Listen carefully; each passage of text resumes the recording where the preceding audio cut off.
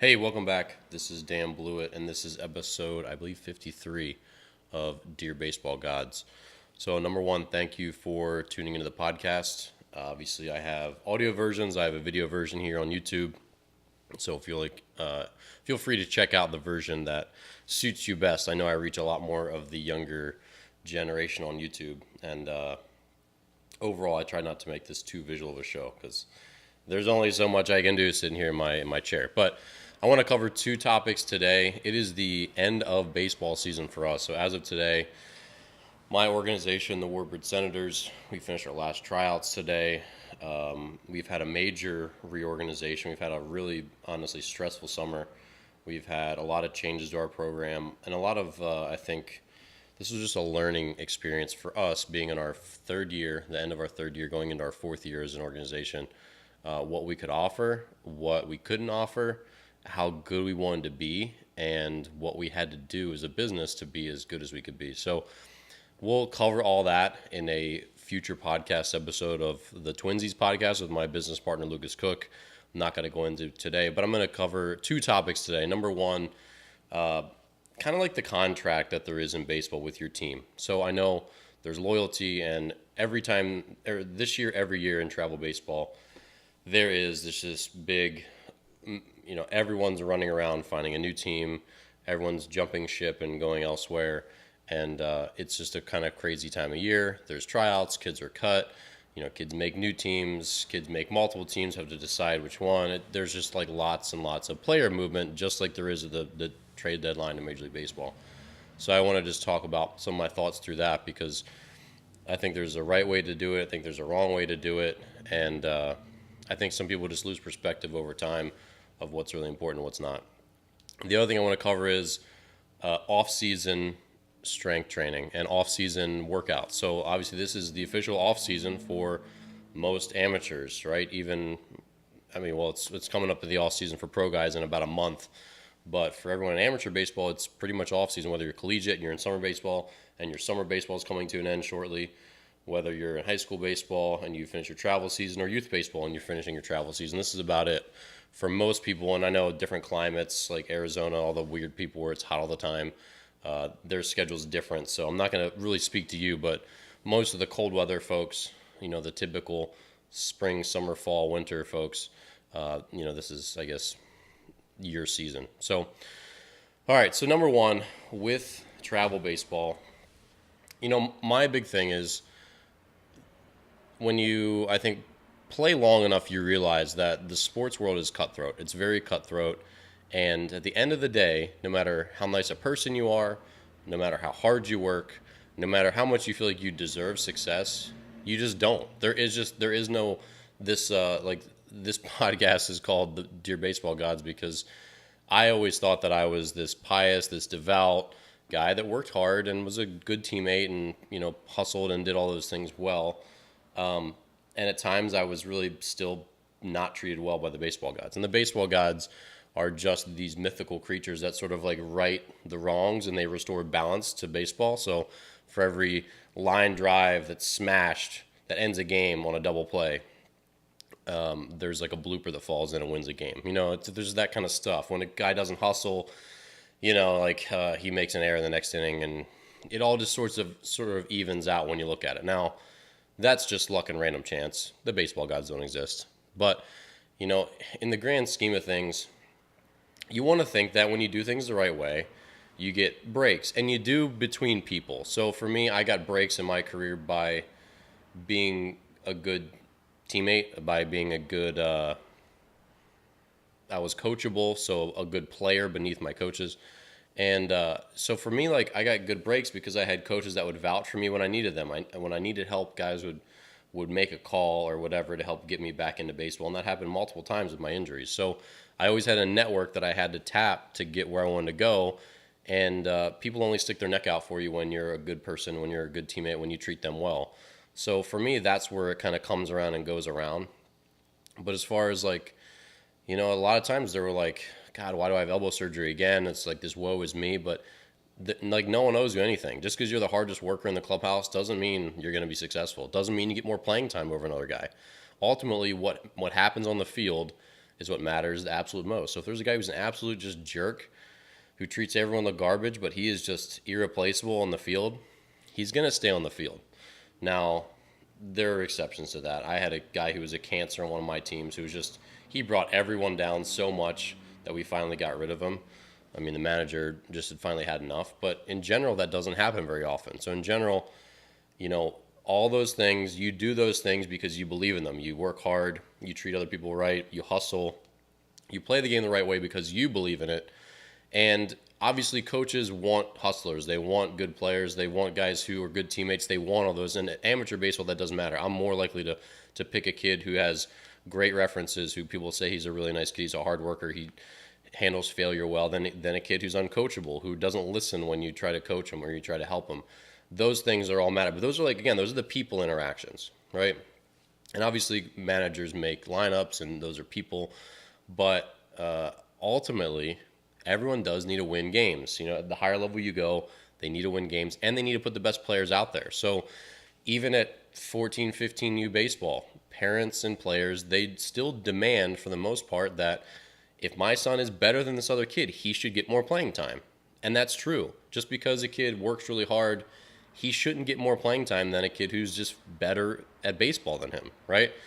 Now, he should still get his chances, but he shouldn't get more, right? You still only get the share that you deserve on the field for your on-the-field performance. So it's at times really tough to come to terms with that. The fact that, man, I work harder than this guy, and I like that guy, but I still am the one who sits the bench while he plays, or he still starts at shortstop over me. That's just life. And it's one of those things sports teaches you. But the other thing you learn over time is, again, because sports don't owe you anything, and they won't stop for you, won't do any of that stuff. And just because you're hurt and you worked really hard to rehab, you might not get another chance. It's just too bad. The team got new recruits, you're the old recruit, and now you're as good as the new recruits, but they're younger than you, so they get the chances and you don't. It wasn't fair that you were hurt, but baseball moves on. It doesn't stop. And so with all this stuff, you learn long-term that loyalty matters. You should always be loyal when people are good to you. But you also have to do what's right for you. And the thing I learned over time is that everything is a one-year contract. So when I play well for a team and they don't perform well, I could potentially broker my own trade or go somewhere else and find a better team. And I know that if I don't play well, my manager will release me. He'll cut me, right? There's always that give and take. Both of us can get rid of the manager or get rid of the player. It goes both directions. And I've told players that every year at our meetings, look, I would cut you. If you're not good enough, I'll cut you from the team.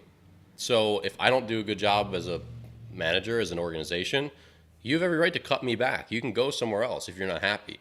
That's only fair. I shouldn't be allowed to cut you and then bully you into staying here or admonish you and make you feel guilty about staying when I would get rid of you, right? It should be equal, and we should both understand that that's just the way it is. And it's hard to cut a kid who's a good kid, and I know that it's hard for kids to break up with their team or their coach when they really respect or care for that coach. I mean, we've had that this year at a couple meetings where it was a little emotional at times, where kids were like, "Hey, we don't want to come back," and we get it. So there's that part of it. Now there's this other thing where a lot of players sometimes think the grass is greener on the other side, and often it isn't, just like anything else in life. But again, I think a lot of times in this travel baseball scene where it's optional, right? You go to high school, you're going to that high school unless you transfer districts or whatever. You go to a college, you could transfer, but it's a kind of tough process. It's not really easy to transfer. Obviously, people do it every single year, but it's not a quick decision. And then in pro ball, you're stuck with that team unless you really plead it. This is only really an independent ball. If you're in minor league baseball, you're that ball club's property. But in independent ball, if you really want to go somewhere else, you can plead your case.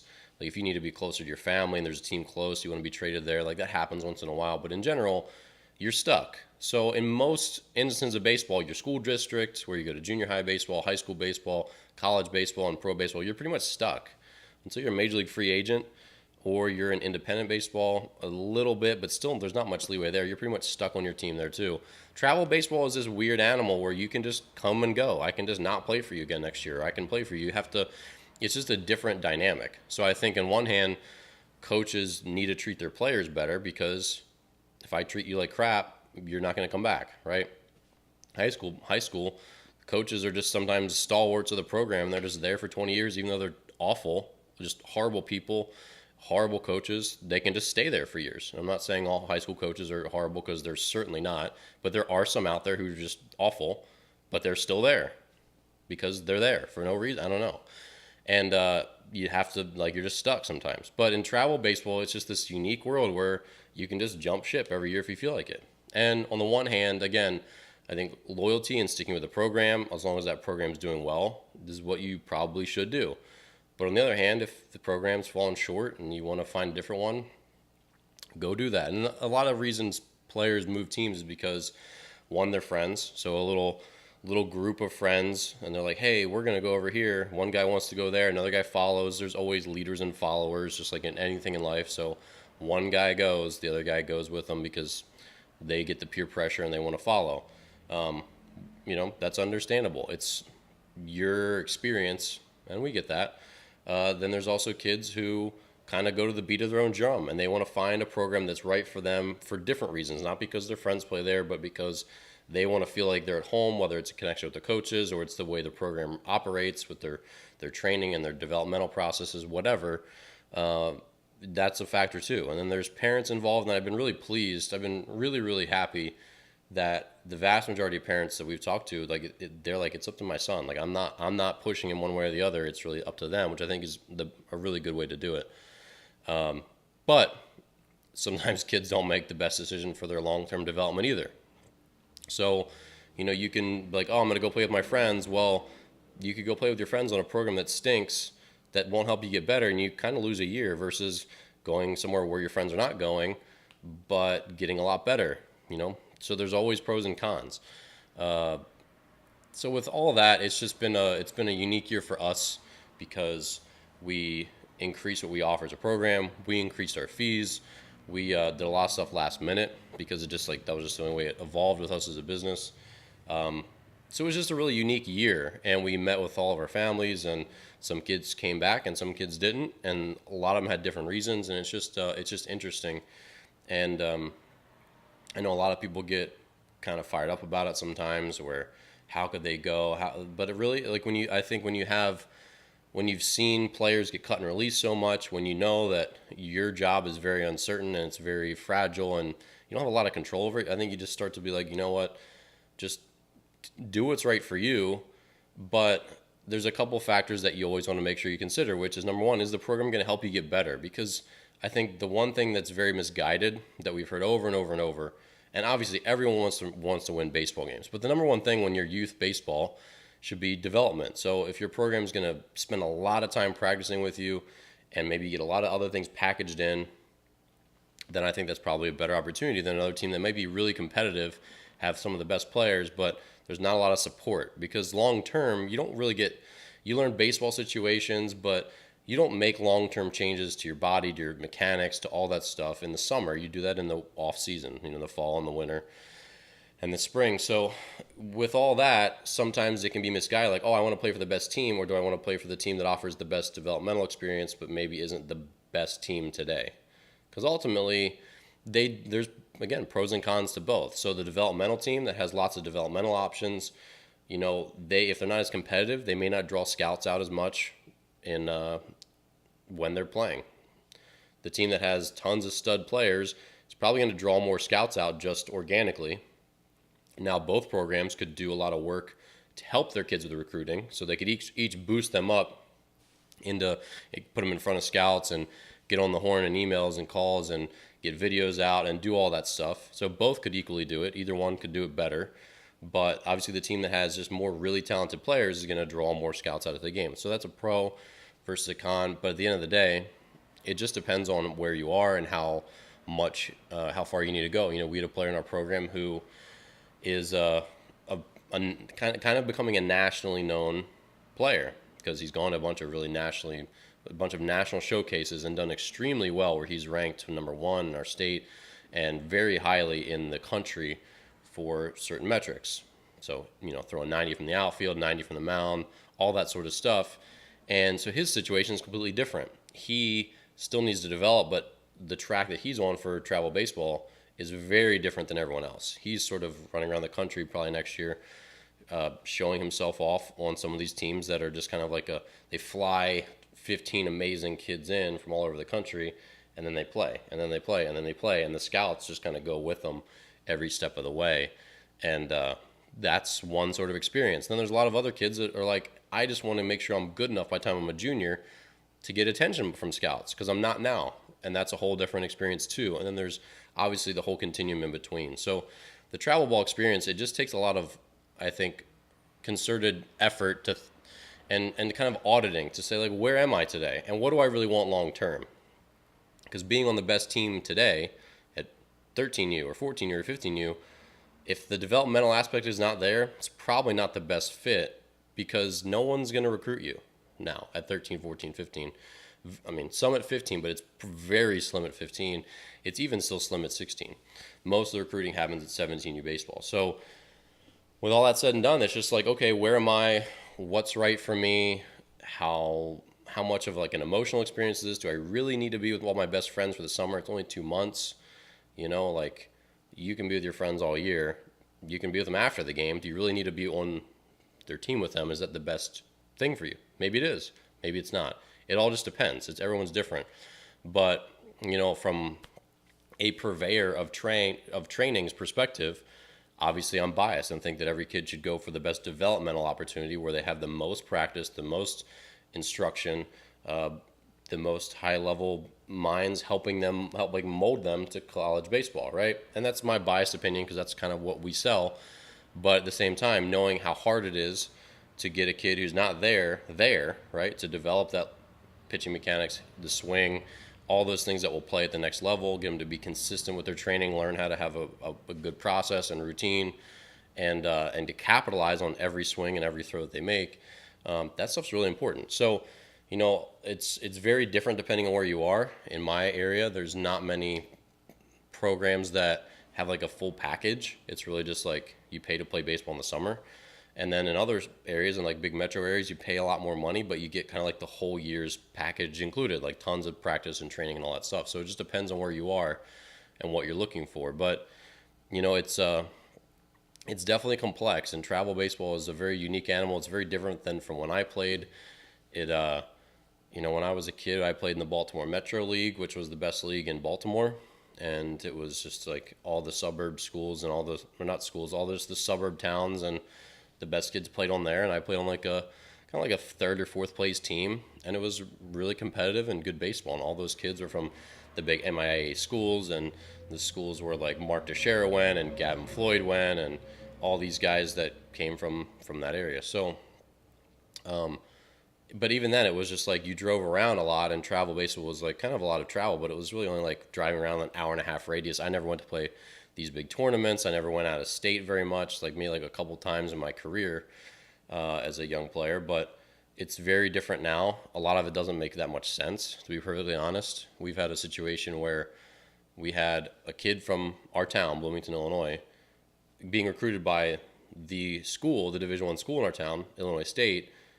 But yet they both, like, this kid was going to play in Indianapolis the next 2 weekends with us in tournaments.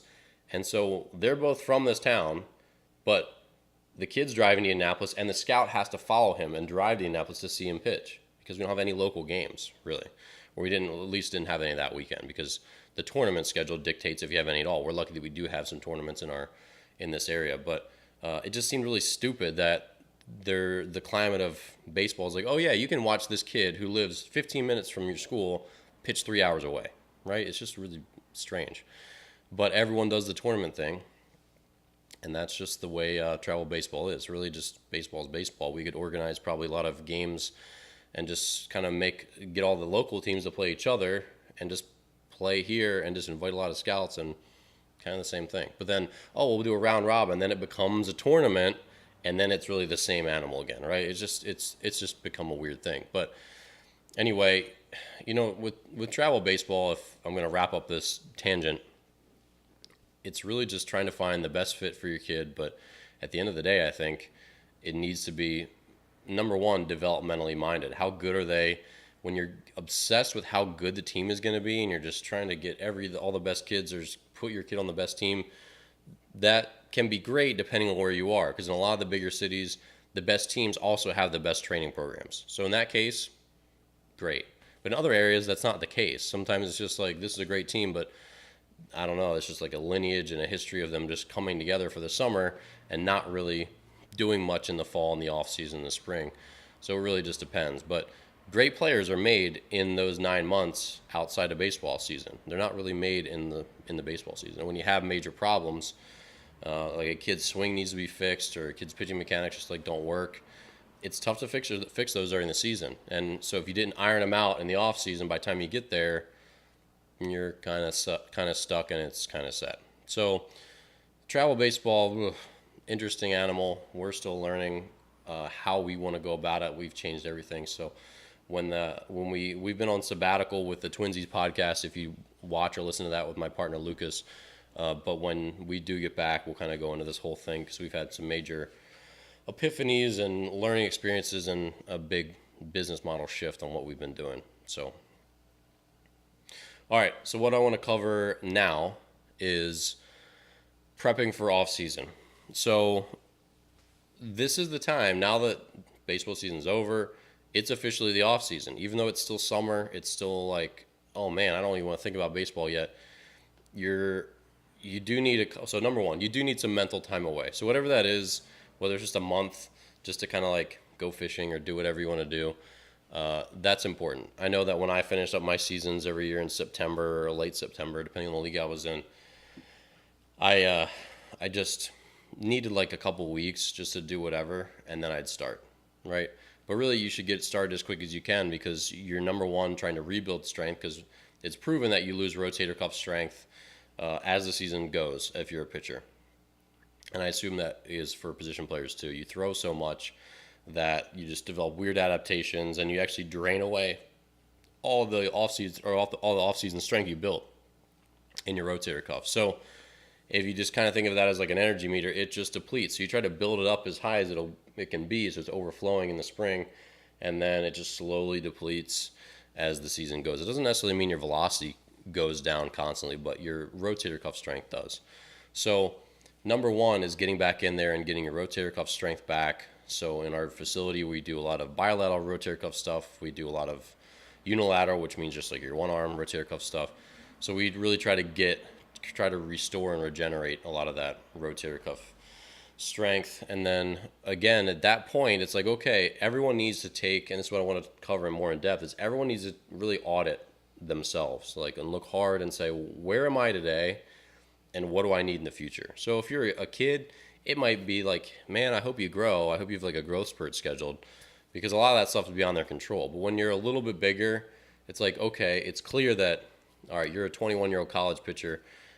You definitely need to put on 10, 15 pounds this winter. You definitely need to increase your flexibility.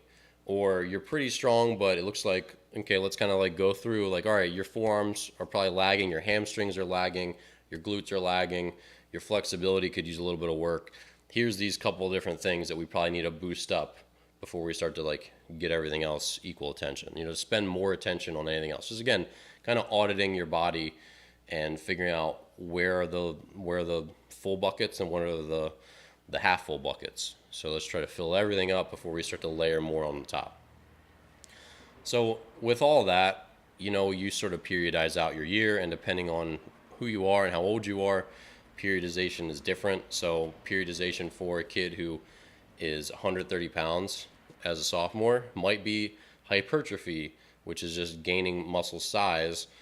That might be his program for the next 2 years. You don't really have to periodize a ton when you have a constant goal. Periodization where you go hypertrophy or conditioning first, so you sort of get your ability to do workup. Then you do hypertrophy, which is again building muscle size. Then when you've gotten sufficient size, you go to decreased reps to build strength. And then when you built your strength, then you learn to apply that strength faster, and you do explosiveness and plyometrics and strength speed stuff. So that's sort of like the traditional linear periodization. In our facility, we kind of do like an undulating wave periodization, where if you're a high school kid, you're probably trying to add weight almost the entire year. And so we never really lose that focus with you, because if you're 120 pounds today, our goal is to get you 185 pounds as fast as humanly possible. So while doing all these other things that are required for you to stay healthy and all that. So with that in mind, we're not going to constantly periodize and have you doing Olympic lifts and all this other stuff, when that's not going to support that goal of you not being 185 pounds. Because if you're 155 pounds and you're great at power cleans, who cares? College scouts aren't going to look at you because you look like a little kid, right? So there's all these sort of prerequisites and foundations that you need to be a good athlete. And when parents ask about, should I go to this showcase? Should I do this? Should I spend money on that? And when the kid's like 14, 15, sometimes even 16, and they're like, should I spend money on the showcase? Should I spend $250 on this? I said, well, if it's just to stack your kid up against other kids where they can see how they look compared to other young men or young women their age, sure, that's fine. If you feel like that's valuable, if that's value for your money, then do it. If you're going there to be recruited, to say like, okay, I want to get in front of the scout so he can like put me on his list, if they're not there yet, they're just not there. They don't like put you on the list and then like write, I'm going to go follow him in 2 more years or 3 years. That's not really how it works. They want to know who are they going to go look at this spring and this summer, and they might like remember your name, but it's going to have no use whether they remember your name today or remember it, or they find your name for the first time in a year. If you're good in a year and you're good enough for them, they'll notice, it'll pay attention. But if you're not good enough today, it's not really going to matter. It's still going to be a game of wait and see.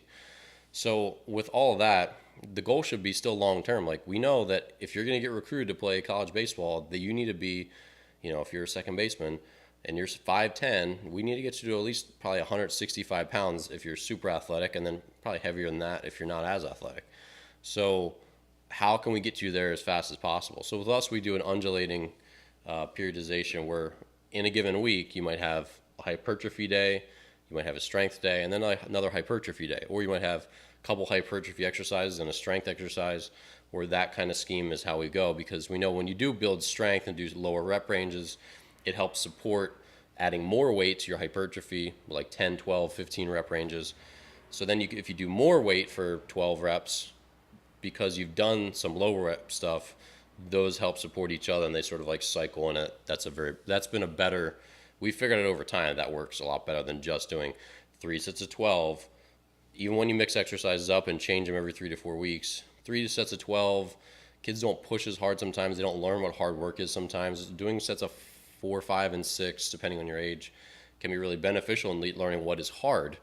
Because a lot of times in sets of 10 and 12, it's just like taxing, and it's long, and it's kind of hard, but the fatigue that builds up over time is what makes it hard. Whereas you don't really learn how to grind out under a barbell, and how fast you have to push into the ground, and how fast you have to try to move that bar when you're doing a 3-rep squat or a 5-rep squat, something like that, where the bar gets really heavy relative to your body weight. So there's a lot of benefits in those in teaching kids, because if kid thinks 3 sets of 10 at 95 pounds is hard, it might not really be that hard, except he doesn't really know what hard is yet. So when then you give him sets of 5 and you really push him and you squat him and you encourage him and whatever, then he learns, oh man, I could do 155 for 5, and this is what hard feels like when that weight's really heavy. Then suddenly they start pushing that bar faster on their sets of 10, their weight goes up really quick, just because they learned that, oh, what I was doing for 10 reps before that felt hard doesn't feel hard anymore now that I've done some heavier lower rep stuff before. So there's a lot of benefits there. But for any baseball player, there's just big things that you need to hit. So number one, you need to be big and strong enough. If you go watch, so back to these scouting combines, if you go to one of these combines, you'll see kids invariably who are way taller than you, way faster than you, throw harder, hit harder, and are physically much bigger. If you look at Division I recruits, none of them are little scrawny people. They're not. I mean, Division I baseball is full of big athletic kids. Now, there's lots of draft picks, and you'll see them every year where they're like 6'2", 170, and you're like, that kid doesn't look very formidable.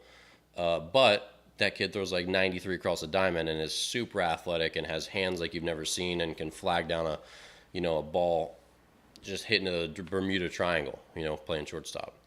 So like scouts get it, and then they're going to extrapolate, okay, this kid's an amazing athlete. We add 25 pounds as he grows up in our system between 18 and 20 as a minor leaguer. He's going to then hit balls, off the Jumbotron in Yankee Stadium or whatever.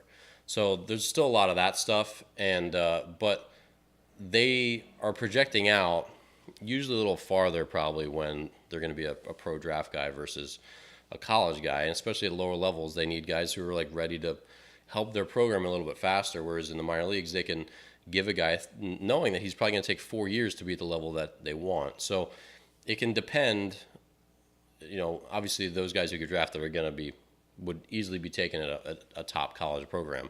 I'm not saying that, but in general, Division I athletes, really college athletes of any caliber are big physical people.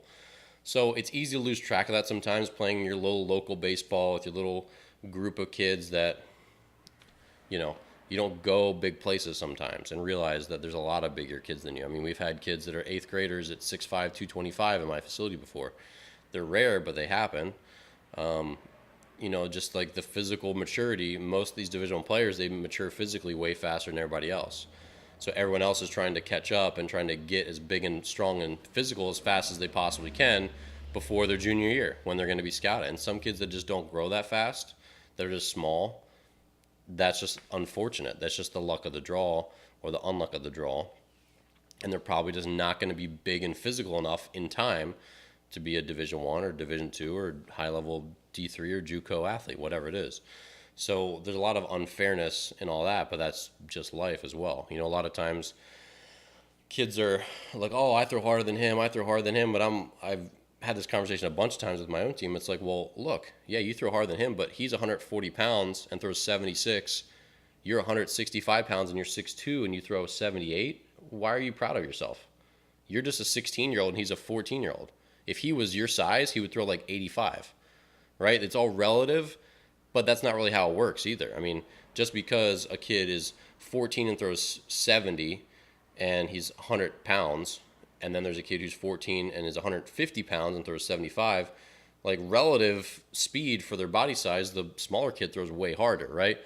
And probably has a better arm and better arm action that when he does get big, he'll probably throw harder than that kid. But they don't wait for that. So if you grow earlier and you're 6'2" at 14, and then you're 6'4" at 15, and then you're 195 pounds and you're throwing 88 before everyone else does, you just win, right? You just you sign early, and that's that. Those kids will probably catch up to you at some point, but growing early is just a win, and that's just how college baseball is. So spending some of that money to go see how physical Division I recruits are and all these other kids, I think that's a benefit sometimes. It just depends on how deep your pocketbook is, I guess.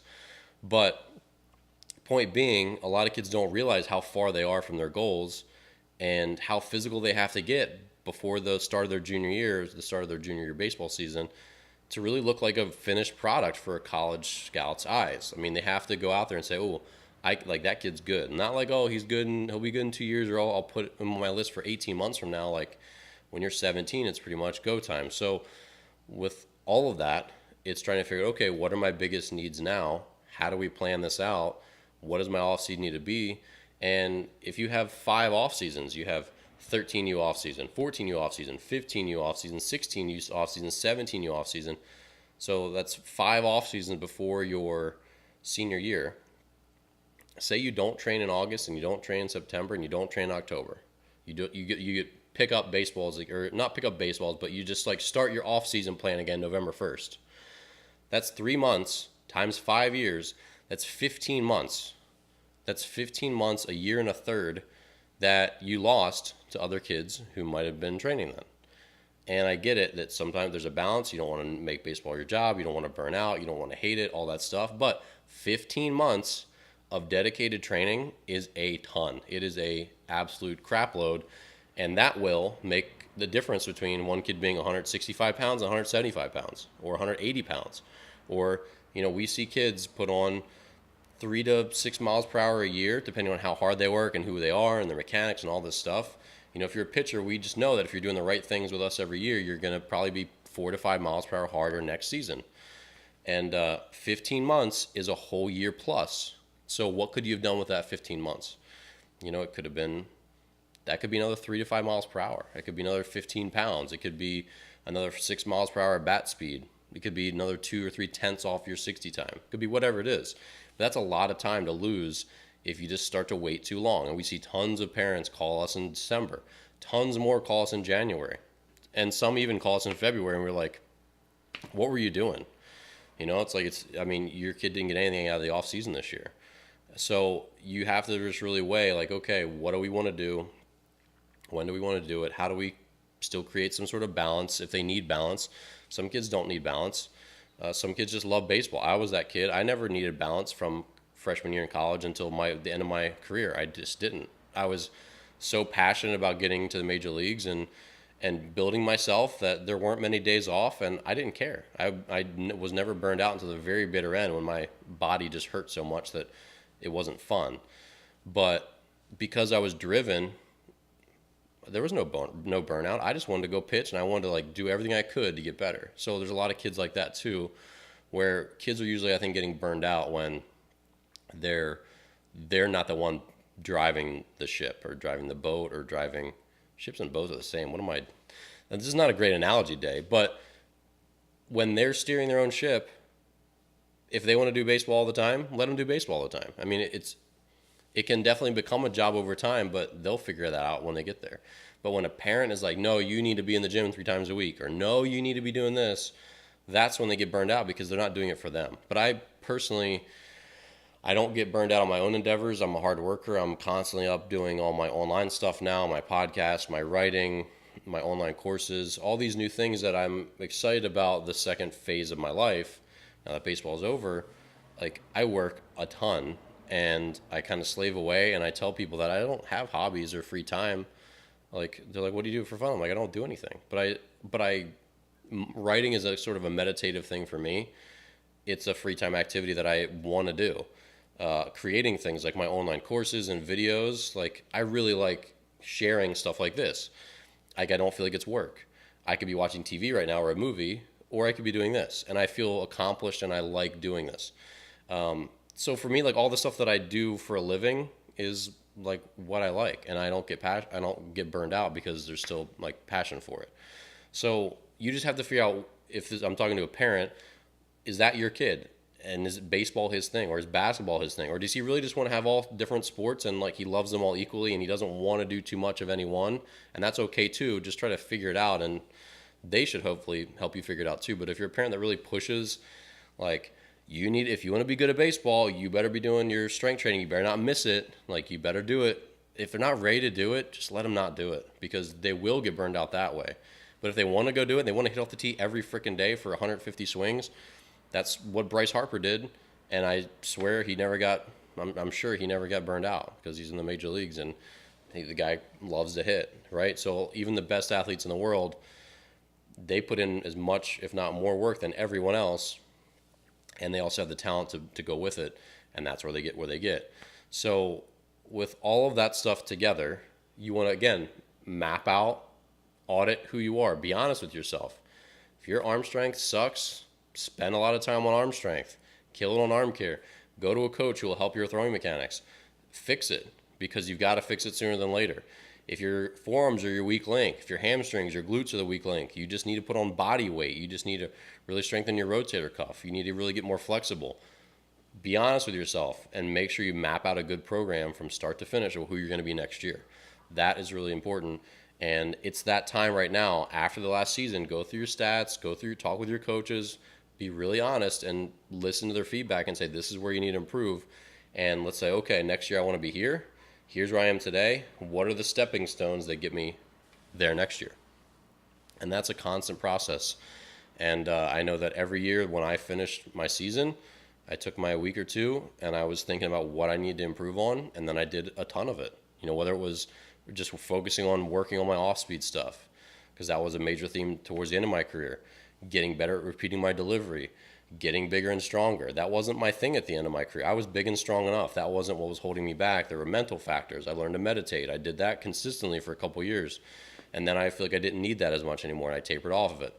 And so it evolves. It should always evolve, because as you increase different things, like again, for me at one point, I was like a made man in the gym. I didn't need to get stronger. I was as big and physical and strong and flexible as I needed to be. Sure, there were little things I could work on in the gym, and I continued to work out until the end of my career, but I didn't need to work as hard in the gym. And to say that, oh, if you're not working harder, you're not getting better, that's not really legitimate advice. You need to figure out what you need to be and then maintain it, and then divert more of your energy to other things that you're not. So for me, I was as physical as I ever needed to be by like my probably second year in pro baseball. I was 205, very, very strong, very big, very flexible. My shoulder was in great shape. My form was in great shape. And then for me, it was like, okay, that's done. It's like finally like is probably done. Let's continue to train, but let's put a little more of my mental energy into mental stuff and to pitching more and playing catch more and like all these other things where you think, whoa, why don't you just do have a finite amount of mental and physical energy. So again, you have to figure out if it's like your parents' allowance, like here's your $5, how do you want to spend it? Like every person has a set amount. So you can't do 6 hours of training a day. I mean, in the end, that will just wear you out. And so you got to figure out like how much do I want to do? How much can I do? And then what do I do with it? So again, that all comes back to your sort of off-season audit of yourself and just being honest. All right. So this is that time of year where, again, hopefully if you went through travel ball season and the team wasn't right for you, hopefully you found a good fit. Hopefully you talked with your coach about it, why you're leaving, whatever.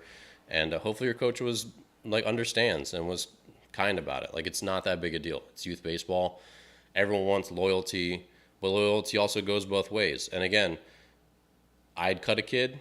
He's allowed to cut me back. That's only fair, right? So we shouldn't, as coaches, be terrorizing kids and bad-mouthing them and all this stuff if they leave your program. Like, look, it's just every year, no matter how good of a job you do as a coach, a certain amount of kids will probably leave your program for reasons maybe that do or don't involve you, whatever. And same thing with kids. Sometimes kids will try their absolute best, and you just have to cut them because they're just not good enough. And that's just part of baseball too. And, sometimes you can stick by them and just be honest. Hey, you won't play very much, but if you want to stay with us, we'll stick by you. And that's fair too. We do that as well sometimes. So it just depends. But like all this crazy, like bullying and like, I don't know, like you're disloyal, blah, blah, blah, like going in all directions, players, coaches, parents. It's just a mess. And it just doesn't need to be that way. It's not that big a deal. And then lastly, make sure you're taking the time now to audit yourself, get a plan for the off season, know where you want to go, where you are now, be very honest, take the criticism and the critical feedback to heart, and just go forward, because this is that time of year where you want to be better. All right. So if you enjoy the podcast, subscribe to my YouTube channel, subscribe on iTunes. I'm now on Spotify. Hopefully you're listening to it on Spotify. For me, that's pretty convenient. Not that I listen to myself, because I don't. But feel free to check us out. If you want to sponsor the show, you can do so on our Patreon page. Grab one of these lame t-shirts that I always wear, my book, whatever else. And shoot me a comment, shoot me an email, shoot me a message on my Facebook Messenger on my website. And if you have a suggestion or comment for the show, please just let me know. See you next week.